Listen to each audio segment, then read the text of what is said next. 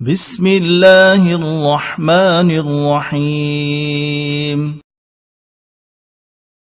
ادارہ دینیات پچھلے چند سالوں سے اپنے تجربات کی روشنی میں مکاتب دینیہ کے فوائد کو عام کرنے کے لیے اجتماعی محنت کر رہا ہے، اور مکاتب میں 4 باتوں مکتب کا نصاب، طریقہ تعلیم، نظام اور نگرانی کو پیش نظر رکھ کر مکتب کو منظم کرنے کی کوشش کر رہا ہے۔ اس چاروں کاموں کو صحیح طریقے سے سمجھانے کے لیے اسے 10 مرحلوں میں تقسیم کیا گیا ہے۔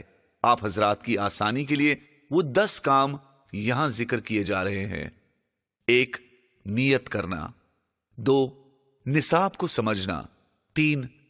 طریقے تعلیم کو سمجھنا، 4. جگہ، ماحول اور سامان یعنی پروڈکٹ کا انتظام کرنا، 5. معلمین کا انتظام اور تربیت کرنا، 6. طلبہ کو جمع کرنا، 7. داخلے کی ترتیب بنانا، 8. امتحان، سالانہ جلسہ اور جوڑ وغیرہ کرنا، 9. نگرانی کرنا، 10. منظم مکاتب کی محنت کرنا۔ پہلا کام نیت کرنا۔ پہلا کام پورے عالم میں منظم مکتب قائم کرنے اور اسکول میں دینیات نصاب داخل کرنے کے لیے نیت کرنا۔ اللہ تعالیٰ کے یہاں ثواب کا دار و مدار اچھی نیت پر ہے۔ نیت اچھی اور نیک کرنے سے ہر کام عبادت بن جاتا ہے، اور چھوٹے چھوٹے اعمال پر بھی بہت ثواب ملتا ہے، اور نیت میں خرابی آنے سے پہاڑوں جیسے اعمال بھی بیکار ہو جاتے ہیں۔ اسی لیے ایک حدیث میں آخری نبی حضرت محمد صلی اللہ علیہ وسلم نے فرمایا، اعمال کا دار و مدار نیت پر ہے، اور ہر شخص کو وہی چیز ملے گی جس کی اس نے نیت کی ہے۔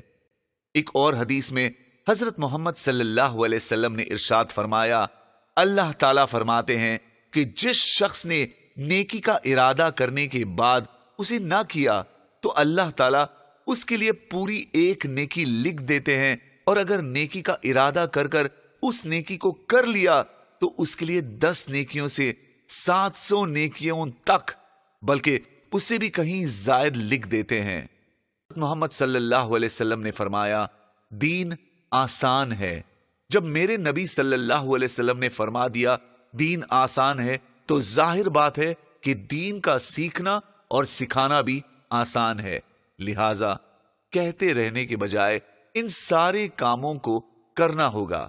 کہنے سے منزل پر پہنچنے کی ترغیب ملے گی، اور کرنے سے منزل پر پہنچنے کا راستہ ملے گا۔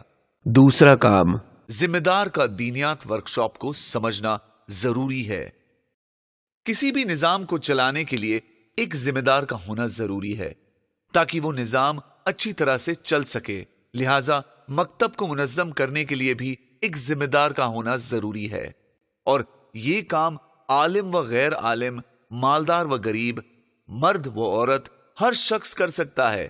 انہیں صرف مینج کرنا ہے، اور پڑھانے کے لیے اچھے معلم، صاف صفائی کے لیے اچھے خادم اور اچھی جگہ کا انتظام کرنے کے لیے اس کے ماہرین کا بندوبست کر کے اس کام کو انجام تک پہنچانا ہے۔ جس طرح گھر کا نظام گھر والوں سے چلتا ہے، اسی طرح مسجد یا مکتب کا اچھا نظام مسجد کے ذمہ داران، ٹرسٹیان اور اس علاقے کے فکرمند احباب سے چلے گا۔ لہذا جو شخص مکتب کو منظم کرنے کے لیے تیار ہو، اس کا دینیات ورکشاپ یعنی نصاب و نظام کو سمجھنا انتہائی ضروری ہے۔ اس کے سمجھنے کے بعد ہی دینیات مکتب کو منظم کر سکتا ہے۔ لہذا ہر مسجد کے ذمہ داران، ٹرسٹیاں اور فکرمند حضرات کو یہ ذمہ داری اوڑھ لینی چاہیے۔ تیسرا کام ورکشاپ لے کر ہفتے میں 1 گھنٹہ فارغ کرنا۔ مقامی ذمہ دار ہفتے میں کم از کم 1 گھنٹے کا وقت فارغ کرے۔ مقامی ذمہ دار جب استاد کے ساتھ مل کر مکتب کی فکر کرتا ہے تو اس سے اساتذہ کو تعلیمی معیار بلند کرنے میں مدد ملتی ہے، اور ان کی فکروں میں اضافہ ہوتا ہے۔ وقت فارغ کر کے جب مکتب سے متعلق مشورہ کیا جاتا ہے تو مکتب کے مسائل حل کرنا آسان ہو جاتا ہے، جس کی وجہ سے مکتب بہت جلد ترقی کرتا ہے۔ ہمارے اکابر کی باتوں سے پتہ چلا کہ منظم مکاتب کا کام ہم میں سے ہر ایک کو خود ہی شروع کرنا ہوگا۔ آج کے دور میں ایک بڑا طبقہ بے دین ہو چکا ہے۔ اس طبقے کو دین پر لانے کے لیے بہترین راستہ یہ ہے کہ ان کے بچوں کی بہترین دینی تربیت کر دی جائے۔ تجربے سے یہ پتا چلا ہے کہ ایسے لوگ اپنے بچوں کے ذریعے سے آسانی سے دین کی بات سنتے، سیکھتے اور عمل کرتے ہیں، اور ان کی زندگیاں بے دینی سے نکل کر دین کے ماحول میں ہمیشہ کے لیے آ جاتی ہے، بلکہ وہ دین کی محنت کرنے والے بن جاتے ہیں۔ لہذا ہر علاقے میں کچھ فکر مند احباب منظم مکتب بنانے کی ذمہ داری لیں۔